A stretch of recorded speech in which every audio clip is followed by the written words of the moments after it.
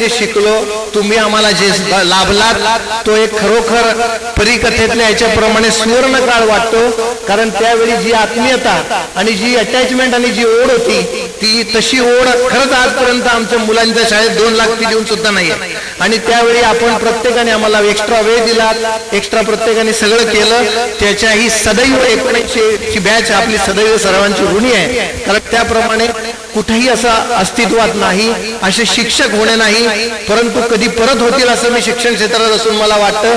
म्हणून त्याबाबत जे काही आपण केलं त्याबद्दल आम्ही आपले खरोखर ऋणी आहोत. मी विवेक रोटेला विनंती करतो की नाही सरांचा टोकन आणि हे देऊन आपलं स्वागत करावं.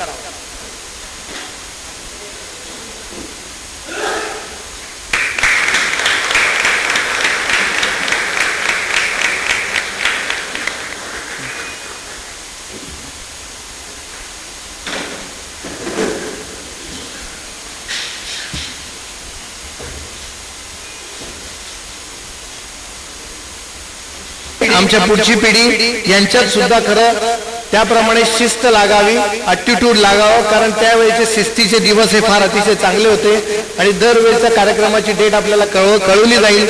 आपण जरूर यावं. आपल्याला त्यावेळी येताना काही अडचणी असल्यास सांगाव्या. आमच्याकडनं जितकी मदत होईल तितकी मदत करून आम्ही कार्यक्रमाला आपल्याला उपस्थित राहायला मदत करू. धन्यवाद सर. बोला. फोन आलेला, पण मी त्याच वेळेला कारणही सांगितलं होतं. आज माझ्या सख्ख्या बहिणीच्या पुतण्याचं वास्तुशांती जळगावला होती आणि मग आता जळगावहून आलो, तिला घरी सोडलं आणि थेट इथेच आलो. त्याच्यामुळे मला उशीर झाला. त्याबद्दल मी आधीच सर्वांची दिलगिरी व्यक्त करतो. आणि काय बोलायचं, मी तर भारावलो, बोलायला शब्द नाही माझ्याजवळ. इतके जुने विद्यार्थी, तर विद्यार्थी आम्हाला ओळखतात म्हणून ओळख पटते. कारण काय आहे, त्यावेळीची फिगर आणि नंतर बदललेली फिगर यात फरक पडतो. त्याने नाव सांगितल्यानंतर लगेच माझ्या लक्षात आलं की म्हणून. पण ते तुम्ही भेटल्यानंतर नाव सांगितलं ते की मग लक्षात येतं. ज्यांची भेट होत राहते, इथे आता भुसावळमध्ये आहेत बरेच भेटी होत राहतात आपल्या, काही प्रश्नच नाही.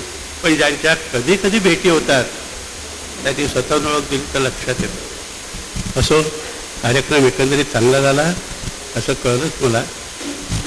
सर्वांचे पुनश्च आभार आणि पुनश्च मी दिलगिरी व्यक्त करतो. मला याला उशीर झाला, माझ्यासाठी काही ताकद राहावं लागलं असतं तर प्लीज मला त्याबद्दल. सर अजिबात आपण दिलगिरी व्यक्त कधीच करू नका. आपल्याला सर्व अधिकार आहेत आणि आम्ही तुमच्याकडून शिकून घ्यायचे अधिकार सुद्धा आमच्या अबाधित ठेवलेत. आम्ही केव्हाही आपल्याला त्रास देऊ, आपण त्याच हक्काने राहावं. ज्या पूर्वी आपण जसा हक्क आमच्यावर गाजवला आहात त्या हक्कामध्ये आज 1% सुद्धा कमतरता नाहीये. आपण त्यावेळेचं आम्हाला आपण रागावलेलं, बऱ्याच लोकांनी रात्रीच्या नॉस्टॅल्जियामध्ये चर्चा केली की गाजरे सरांनी मी कुठे कुठे मार खाल्लेला आहे, परंतु सर त्या मार खाल्ल्यामुळे आम्ही खरोखर डेव्हलप झालेलो आहे. डस्टर आठवतंय, दोन्ही हातावर चाललेलं डस्टर मला आठवतंय. परंतु सर प्रत्येकाचा एक आम्ही खरोखर त्याच्यातनं घडलो ही भावना आहे. कारण आज असं होणे नाही, कदाचित पुढे आयुष्यात आमच्या बघणे नाही आणि होणे नाही याची आम्हाला खात्री आहे. आणि खरोखरच आपण सर्व शिक्षक वृंद आम्हाला अतिशय चांगले लाभले होतात. म्हणून हा एक सोहळा आम्ही त्याच्यात ऑर्गनाईज केला होता. सर अत्यंत आपले ऋणी आहोत. आपण दिलगिरी बिलकुल व्यक्त करू नका सर. आणि मला ती कल्पना होती. माझ्या विद्यार्थी मित्रांनो, मी जी आज कविता केलेली आहे ती तुमच्यापुढे म्हणून दाखवणार आहे.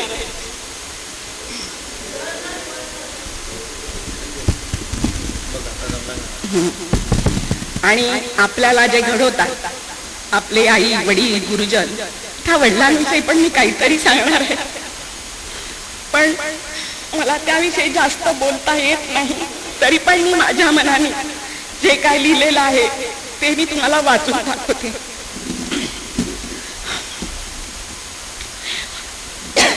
पुनर्भेटीचा क्षणभाग्याचा आनंदाला धीर नवरे, मित्रमैत्रिणी सकला आले संग घेऊनी स्मरण तुरे. प्रेमळ निर्मळ सहध्यायनी पुनर्भेटीचाही आणली घडून, प्रेमे पोटीच काळीज माझे तिळ तिळ झुरे. पुनर्भेटीचा क्षणभाग्याचा आनंदाला धीर नवरे, सनईचे ते मंद मधुर स्वर, लरत येती वाय हळू वाऱ्यावर. ज्याला त्याला सांगत सुट्टी नाचू गाऊ सारे. आत्मीयतेचा अखंड ठेवा, प्रेमे सकल देत राहावा, अमोघ शिकवण ठाई ठाई बहरे. सुसंगत मी तुमच्या घडले, म्हणून आयुष्यामध्ये तरले, कृतज्ञता ही व्यक्त कराया आलो घेऊनी त्वरे. शतायुषी तर होऊ सगळे, आपुलेपण हे दाऊ वेगळे, करुणी सदैच्छा संजीवनी हा कवन करते पुरे. आता दुसरी कविता केलेली आहे. केवळ आपल्या स्वार्थासाठी कलह नसावा घरामध्ये, आपुलकीच्या नात्यामधून स्नेह जपावा घरामध्ये. येणाऱ्यास पाणी द्यावे, स्वागतात गोडी हवी, ऐसे प्रेमळ माणुसकीचा झरा असावा घरामध्ये, आपुलकीच्या नात्यामधून स्नेह जपावा घरामध्ये.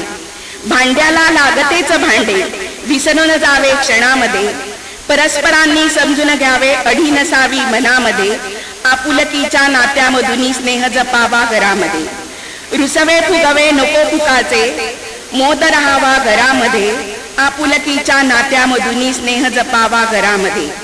नित्य काळीज घरात घ्यावी वय झालेल्या पानांची, ज्याची त्याला द्यावी जागा वयाप्रमाणे मानाची. एकमताने निर्मळ घ्यावा नको दुरावा घरामध्ये, आपुलकीच्या नात्यामधून स्नेह जपावा घरामध्ये. लया जिव्हाळा आत असावा नको दिखावा करवर करणे, नको घराला गर्व कशाचा हवी लीनता मनामध्ये. दिवस रात्र परमेश्वराचा वास असावा घरामध्ये, आपुलकीच्या नात्यामधून स्नेह जपावा घरामध्ये. आता आपण सगळ्यांचं बोललो. आता आपले वडील, आई वडील जे आपल्याला घडवतात, त्या वडिलांविषयी मी थोडंफार सांगणार आहे.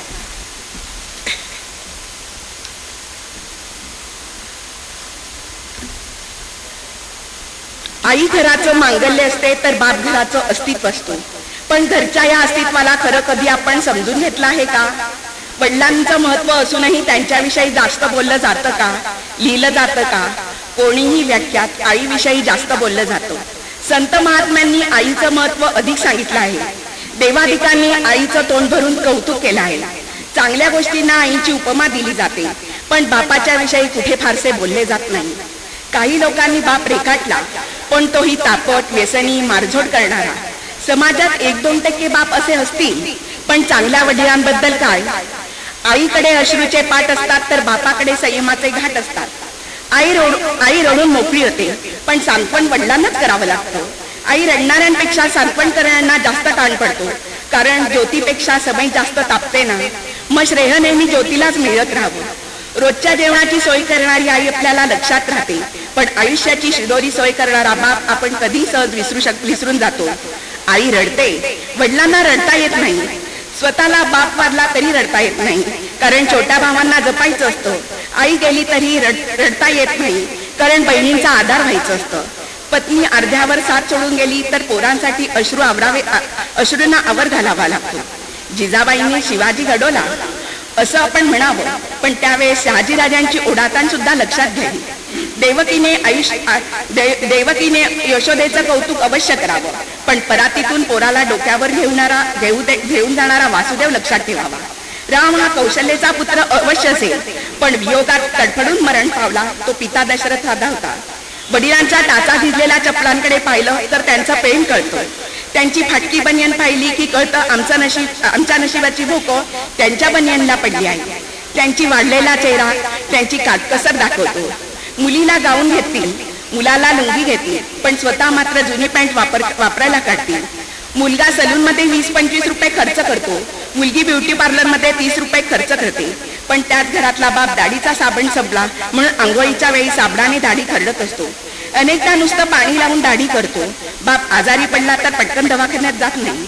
तो आजाराला मुळीच घाबरत नाही, पण डॉक्टर एखादा महिना आराम करायला लावतील याची त्याला भीती वाटते.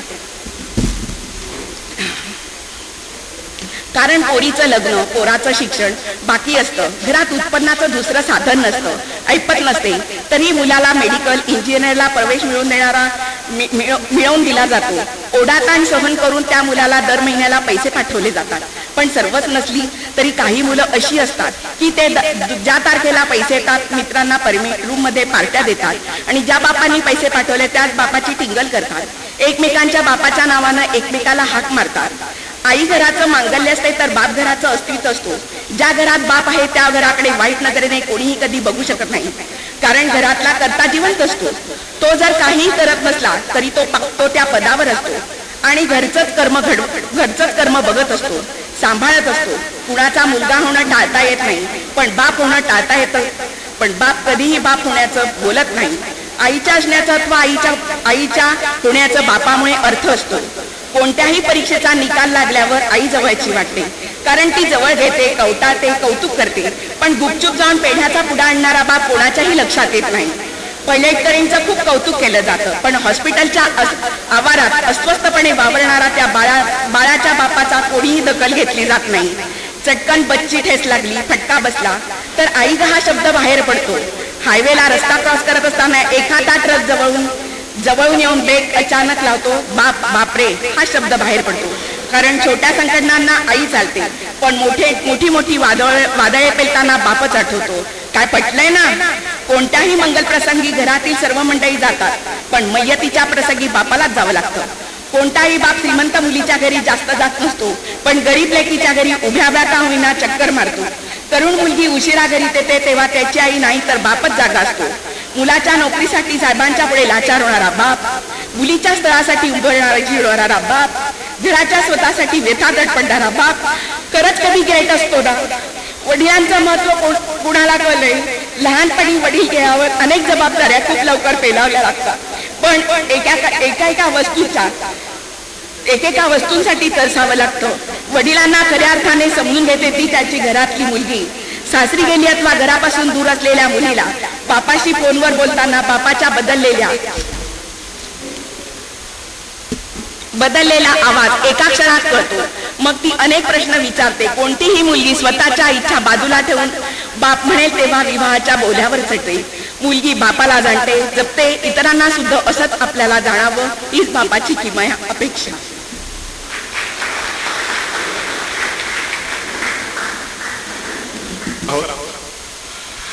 आणि आता समारोपाचा प्रसंग आहे तर थोडं मला असं वाटतं की थोडं वातावरण हलकं फुलकं असावं. सगळ्यांचे एकदम गंभीर चेहरे झाले आता एकदम. तर शिक्षकां आणि विद्यार्थी यांच्याविषयी एक जोक सांगतोय. कुठल्याही शिक्षकांनी याचा गांभीर्याने विचार करू नये किंवा कोणाचाही माझा अपमान करण्याचा हेतू नाहीये हे आधीच करतो. तर असाच एक वर्ग असतो, मुलं बसलेली असतात, 7वी 8वीची मुलं असतात आणि शिक्षक खट्याळ असतात तुझ्यासारखं. तर ते मुलांना म्हणतात, हे बा मुलांना मी तुम्हाला आता एक गणित घालतोय, त्याचं उत्तर जो बरोबर देईल तो खरा हुशार विद्यार्थी असं मी समजेल. तर मुलं म्हणली सांगा गुरुजी सांगा. ते म्हणतात हे बघा गणित असं आहे, एक विमान मुंबईहून निघालं आणि कलकत्त्याला चाललंय. मुंबई ते कलकत्ता अंतर काय जे असेल ते असेल, पण त्या विमानाचा वेग ताशी 450 किलोमीटर आहे. तर मुलांनी माझं वय सांगा असं शिक्षक विचारतात. सांगा तुम्हालाही काही कळलं का प्रश्न? नाही सांगा काय असेल ते सांगा.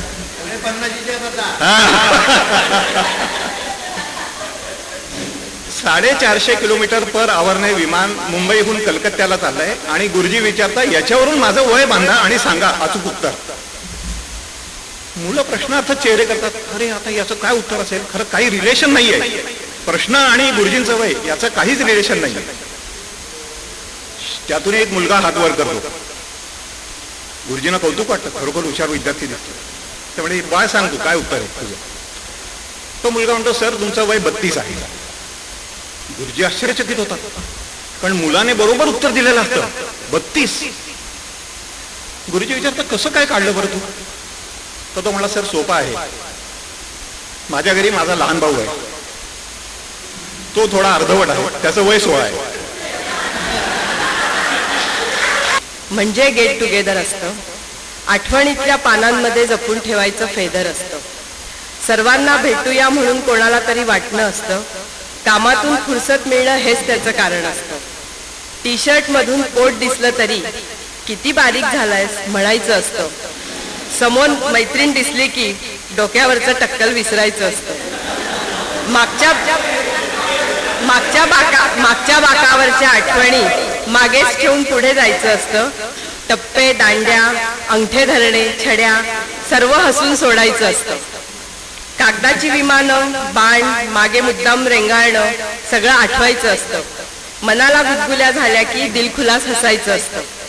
नोकरी, लग्न, संसार, घर सगळं आवर्जून करायचं असतं. बायकोला मैत्रिणीची नावे घेऊन सगळं सांगून टाकायचं असतं. असंच पुन्हा पुन्हा भेटण्यासाठी कारण शोधायचं असतं आणि मैत्रीचं संमेलन असंच साजरं करायचं असतं. एक मिनिट, कार्यक्रमाची सांगता आपण करणार आहोत, पण त्याआधी या सर्व कार्यक्रमाचं सूत्रसंचलन, या कार्यक्रमाचं प्लॅनिंग ज्यांनी केलेलं आहे त्याचे आभार आपल्याला मानणं अत्यंत आवश्यक आहे. आभार नाही मानायचे, वा वा वा आभार नाही मानायचे. वा वा. डॉक्टर संजय झोपे यांच्यासाठी एकदा जोरदार टाळ्या होऊन जाऊ द्या. थँक्यू.